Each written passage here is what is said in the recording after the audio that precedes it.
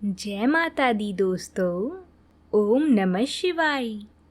आप सभी का बहुत बहुत स्वागत है। आज हम सभी भक्तजन सावन मास की कृष्ण पक्ष की एकादशी यानी कामिका एकादशी की व्रत कथा सुनेंगे। यह विशेष दिन भगवान श्री हरि विष्णु जी को समर्पित माना जाता है। इस दिन भगवान विष्णु जी की विधि पूर्वक पूजा करने से अकाल मृत्यु का भय नहीं होता और व्यक्ति को सभी पापों से मुक्ति मिलती है। एकादशी का व्रत बहुत ही पुण्य फलदायी माना जाता है। जो कोई भी भक्त एकादशी का व्रत करता है उस पर भगवान श्री हरि की कृपा हमेशा बरसती रहती है।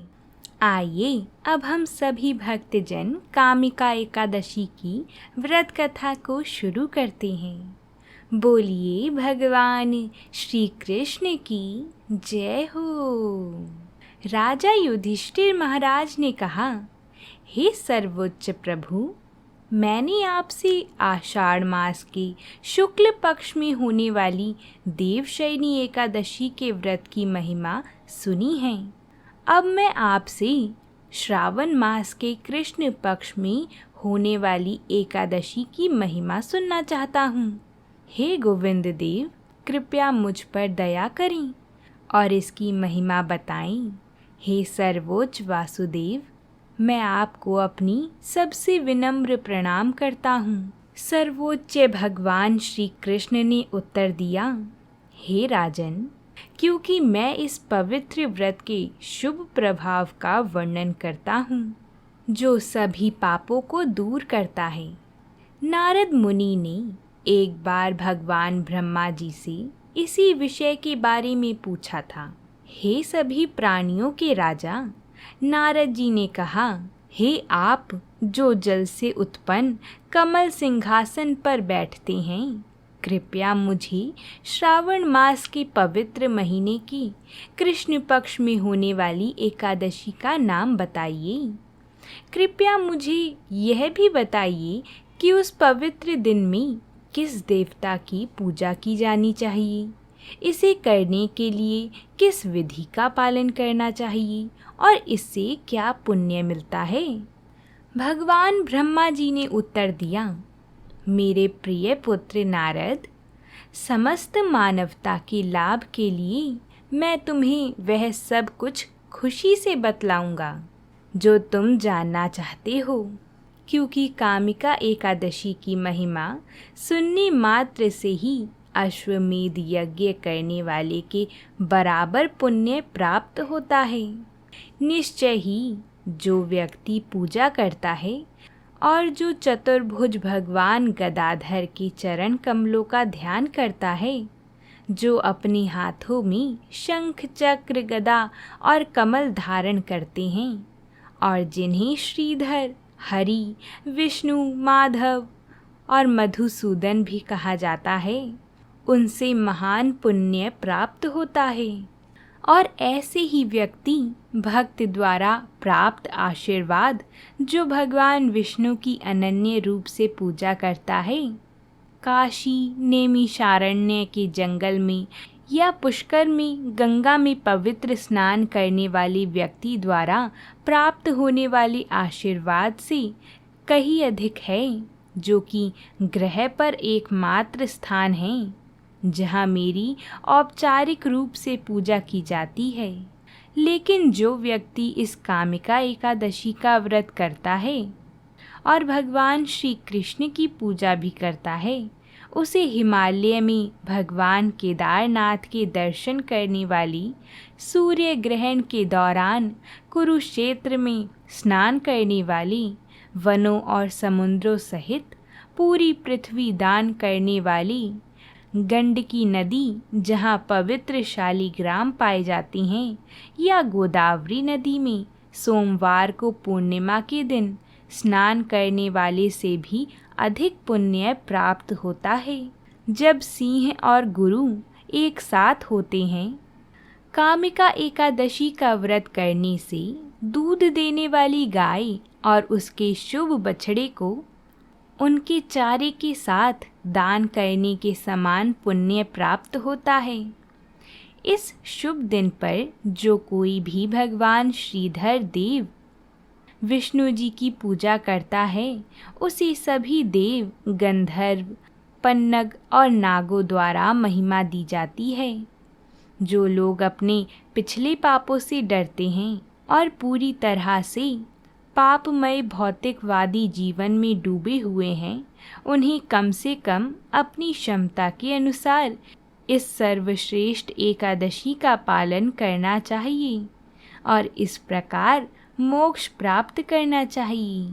यह एकादशी सभी दिनों में सबसे पवित्र है और जातक के पापों को दूर करने के लिए सबसे शक्तिशाली है।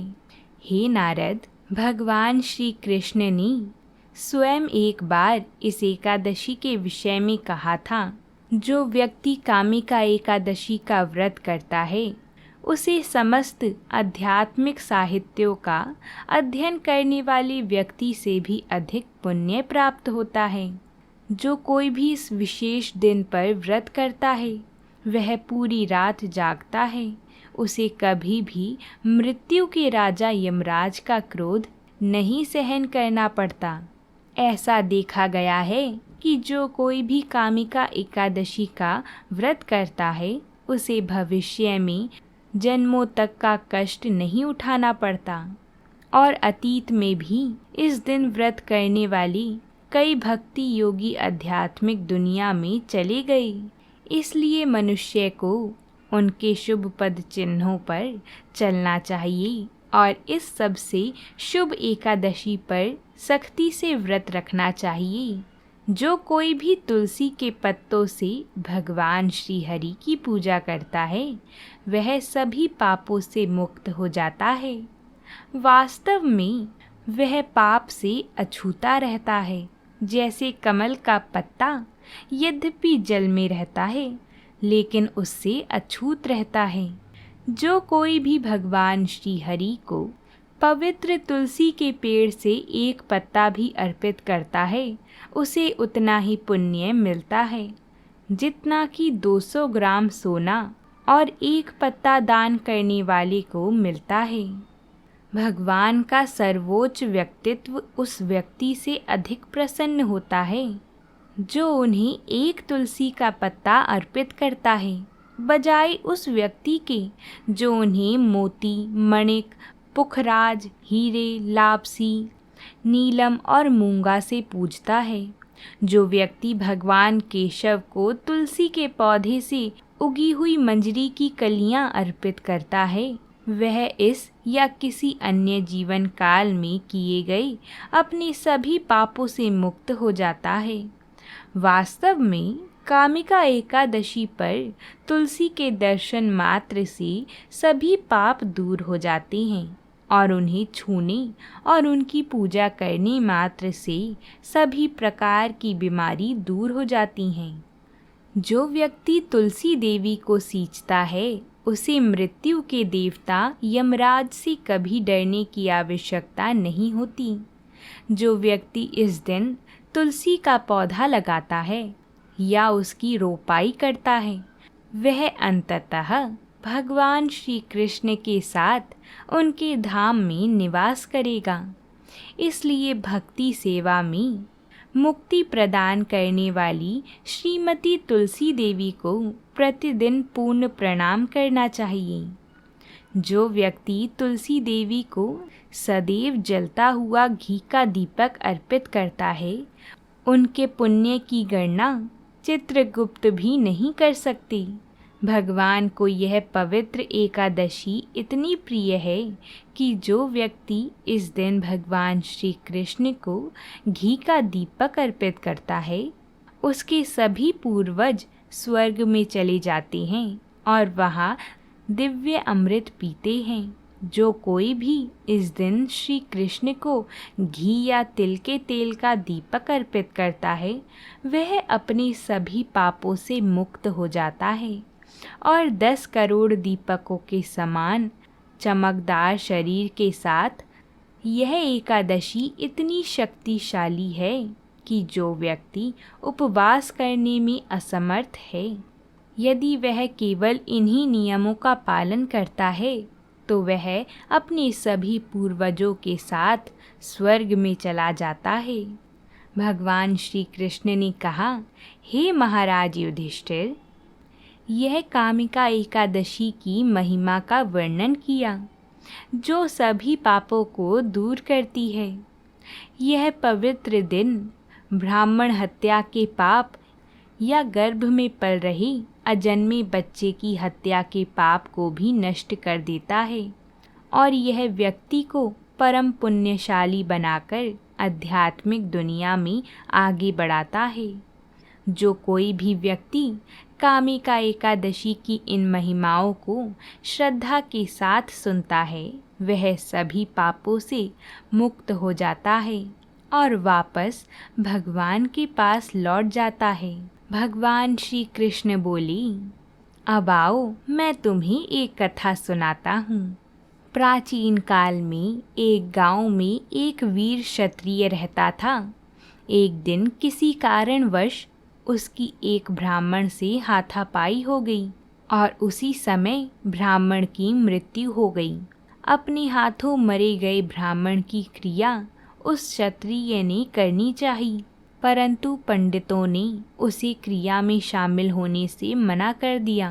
ब्राह्मणों ने बताया कि तुम पर ब्रह्म हत्या का दोष है, पहले प्रायश्चित कर इस पाप से मुक्त हो, तब हम तुम्हारे घर पर भोजन करेंगे। इस पर क्षत्रिय ने पूछा कि इस पाप से मुक्त होने का क्या उपाय है? तब ब्राह्मणों ने कहा कि श्रावण मास के कृष्ण पक्ष की एकादशी को भक्ति भाव से भगवान श्रीधर का व्रत एवं पूजन करके ब्राह्मणों को भोजन करा के दक्षिणा देकर आशीर्वाद प्राप्त करने से इस पाप से मुक्ति मिलेगी। पंडितों के बताए हुए तरीके पर व्रत करने वाली रात में भगवान श्रीधर ने क्षत्रिय को दर्शन देकर कहा कि तुम्हें ब्रह्म हत्या के पाप से इस व्रत के करने से ब्रह्म हत्या आदि के सभी पाप नष्ट हो जाते हैं और इस लोक में सुख भोग कर प्राणी अंत में विष्णु लोक को जाते हैं। इस प्रकार एकादशी के महात्म्य के श्रवण और पठन से मनुष्य स्वर्ग लोक को प्राप्त करते हैं। तो बोलिए भगवान श्री हरि की जय हो, भगवान शंकर की जय हो। हम उम्मीद करते हैं कि आप सभी को ये कथा पसंद आई होगी।